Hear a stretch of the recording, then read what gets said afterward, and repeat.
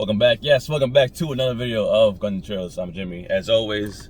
So, before we get into this, guys, I need you guys to understand this. I was trying to do 3 videos a week, which I'm still trying to do. But, you know, last week I've been kind of slacking. So, here I am bringing you guys another video. And to do that, I thought, what's best to give you guys some tips, I guess, as far as like, you know, gun shooting this week. So I want to focus on well, in this video I want to focus on the myths of shooting guns, because I never did that before. So I was thinking, you know, how can I do that? Because as a proud gun owner, I was thinking, for the person who's curious about guns, or for the person who's in the process of getting their gun license, this is stuff you need to know before you even pick up that gun and you know, load it and shoot it. So before we do that, make sure you subscribe to the channel. Again, we are on our way to 1,000 likes. My bad, 1,000 subscribers. We did reach 20,000 views total, so I'm proud of that. Thank you very much in advance. Make sure you hit the bell notification. Make sure you hit the like, comment, subscribe, point, shoot the like button. Let's get into it.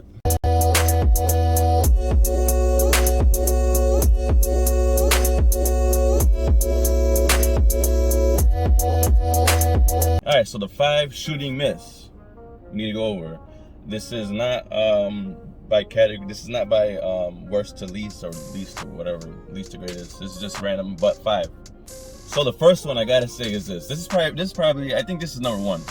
This should be best for last, but I'm gonna put it number 1. And that is the recoil, aka the kickback, as many of you guys know, of a gun. Now I say this because for movies, they exaggerate this a lot, and if you never shot a gun, I think you need to pay attention to this topic.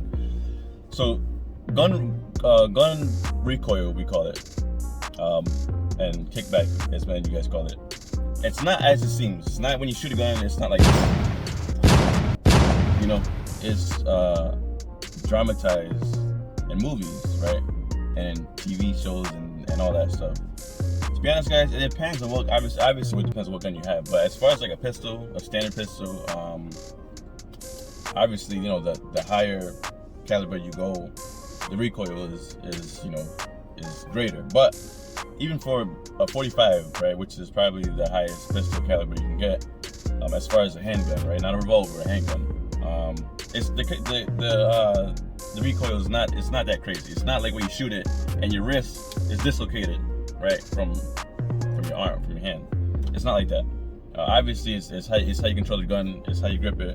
I always say to death grip it, but leave enough, you know, where you're not sore the next day, right? You're not doing a forearm workout. But it's not bad. I think, again, people in the movies, they exaggerate that, so it's not that bad as you know, you might see it. But you know, of course, train with your gun, right? Whatever gun you get, train with it, and you know, learn the gun, learn the way of the gun, learn the trigger, learn, you know, the sights, which I'm gonna get into next, and learn the recoil, right? Once you know your gun and learn that, it's gonna be easy. It's gonna be easy to shoot the gun. Number 2 for the second myth is a gun easy to aim and shoot. I'm gonna tell you guys this right now. Not all guns are created equal. Not all sights are created equal. It's how, again, you can have, you know, a crazy good experience with shooting a 22, but when you reach that 9mm, it's a whole different ballgame, right? You could be a great sniper, but if you shoot a shotgun from 20 feet away, you might suck, right? So a lot of people, they think that it's you know, you aim, you put your sights on the target, and you shoot, and that's just you know, boom, you hit the target. No. It's definitely how you, obviously, again, like I said, how you grip your gun and how you aim the gun, right? I actually leave a photo here. I found one on Instagram that I seen, and I think it helped a lot.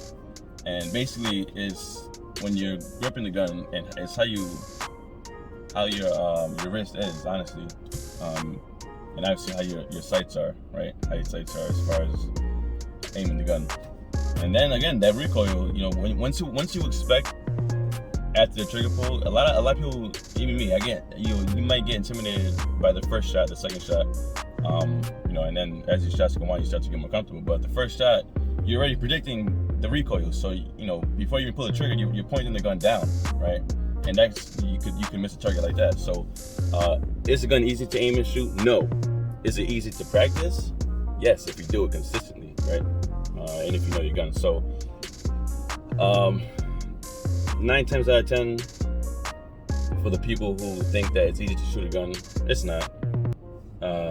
You can't always hit a target. You might get lucky, but it's, again, how you grip the gun and how your aim is and how your vision is, of course. So that's the second myth. Number 3, I watched a movie last night.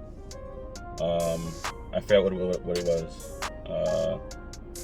Man on Fire with Denzel Washington. When I seen the gun shooting and everything, I thought to myself, there's no way in hell, especially in the daytime, where you're shooting a pistol or where you're shooting a couple of assault rifles, and the gun fire from the barrel is like whoosh, right? It's not like that in real life. You might have some smoke, but in the nighttime, obviously you see the fire. But as far as the gunfire, guys, it's not like a ball of fire each shot you shoot, especially from a pistol. It's not like you shoot and then a ball of fire comes out. It's not like that. It's if anything, it's like a spark. But I don't know what kind of gun really does that. But that's a myth. Don't always be intimidated by the fire. There's no fire. You're not gonna blow up the gun. The fire ain't that serious. So that's a myth. Whatever you see on TV and shows, remember, it's all dramatized to get your attention to keep watching. So I mean, we all love movies, but I'm just saying, it's not gonna be like a ball of fire when you shoot the gun. So don't expect that. Just expect a little spark, and I mean, obviously your eyes will get past that. That's why I always recommend using your when you're at the range, always use eye protection, because of other things too. So that's the third one. Fourth one, gun jams. People think when the gun jams, the gun's no good. That's not really the case. The case is usually this. Usually it's the ammo, to be honest. I'm gonna be honest. It could be the ammo. You could be running some crappy ammo through your gun, and it's causing the gun to misfire, which means you pull the trigger and you're not getting anything from the front end of the barrel. Like, there's no bullet coming out. It's just you got one in the chamber. You got a bullet in the chamber. You pull the trigger, and all you hear is a click. Usually it's because of the gun. It's because of the ammo.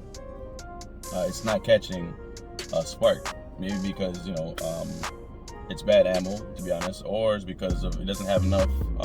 That specific bullet didn't have enough powder to eject from the barrel.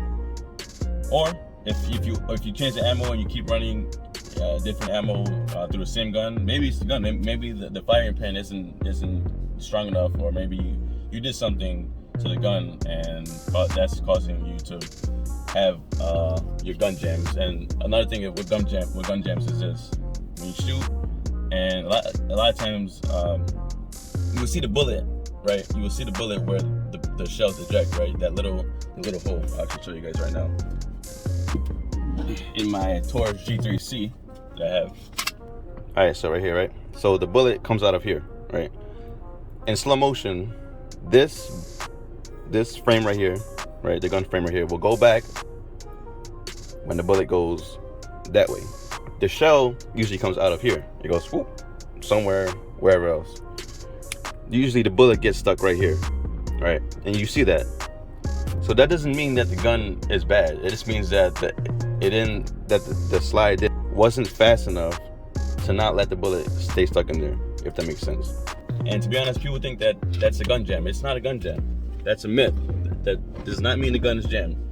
When the gun's jammed, you would know the gun's jammed, right? You would just know. You're getting the trigger locks. Something goes wrong. You would know when the gun's jammed. So as far as that doesn't mean the gun jammed. So the fifth and final gun shooting myth is the bullet shells going everywhere. People think that the bullets are just gonna go one way every single time. That's not the case all the time. I own multiple calibers, 22, 9, 40, 45, shotgun. And a lot of times, bullets, they go everywhere, right? And you guys gotta understand this. Bullets are hot, right, itself, but the shells are hot too. When you're at the range and you have somebody next to you, just keep in mind, wherever that slide is, have the person go to the opposite side. Don't have them where the bullet is supposed to, where the shell is supposed to go, right? You want to have them on the opposite side, right? The second thing is, when you're anticipating a shot, keep in mind that the bullet could hit your forehead, or the bullet could hit your shoulder, could go in your shirt. Worst comes to worst. These are things you gotta keep in mind when you're shooting, really. And again, not all bullets are gonna go, to the same direction. You're not gonna have a pile of a bullet in the same spot. But they're gonna go everywhere, right? So really, it's just, again, knowing your gun. And honestly, if you're a first-time gun owner, get a revolver. You don't have to worry about stuff like that. They're easy to shoot, easy to handle, easy to clean. But if you don't, a lot of times, guys, bullets are just gonna go everywhere. There's guns where bullets always go straight back. Like I have my Recoil 911 45 ACP. I had bullets, so they're always coming back instead of going sideways. I was coming back, so I feel like I'm always dodging bullets. But again, it's how you have the gun placed, how you have your head placed. I always, kind of had my head tilted just in case of a bullet decides to hit me in the forehead, which it did before, a couple times actually. And yeah, it's really just keeping that stuff in mind. So it's not as bad as people make it seem. So now that we covered these 5 shooting myths, you're ready to go to the range, you're ready to shoot your gun, make some noise. Guys, if you find this video helpful, make sure you shoot the like button. Make sure you comment, subscribe, of course, if you're on our way to 1,000 subscribers, and hit the bell notification so you don't miss another video like this. So also follow me on Instagram, follow me on the gram. Trying to grow that too. So yeah, we got a lot of things to grow. So yeah, the 5 shooting myths are always really guns are always it's always a learning process, right? Again, once you own a couple guns, you're gonna discover that not all guns are created equal. It's not just always you point, shoot, you hit a target, bullets are gonna go the same direction, it's easy to shoot, there's no crazy recoil, there's no ball of fire, it's a little spark. But they're fun. Guns are fun, but dangerous. Always keep caution, right? Protect those around you when you're at the range, and know the way of the gun. And obviously, right, know some training. Get into some training, some gun training, some self-defense training.